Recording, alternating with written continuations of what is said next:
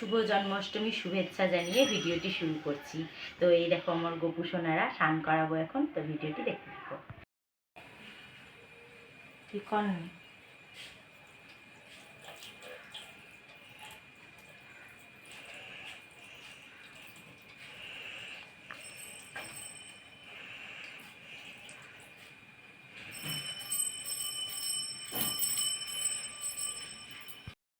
তো এই দেখো স্নান করিয়ে রেডি করিয়ে দিয়েছি, বসিয়ে দিয়েছি সিংহাসনে।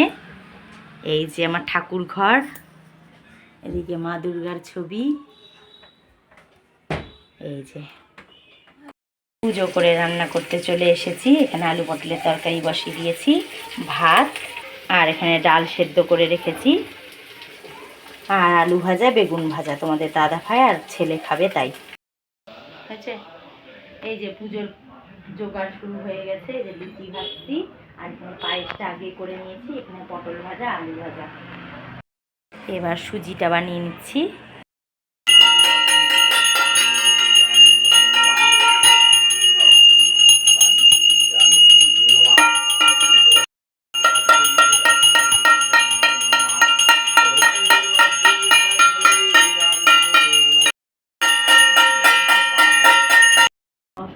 অষ্টতর শতনাম। শ্রীনন্দ রাখিল নাম নন্দের নন্দন, যশোদা রাখিল নাম চারু বাছার পান।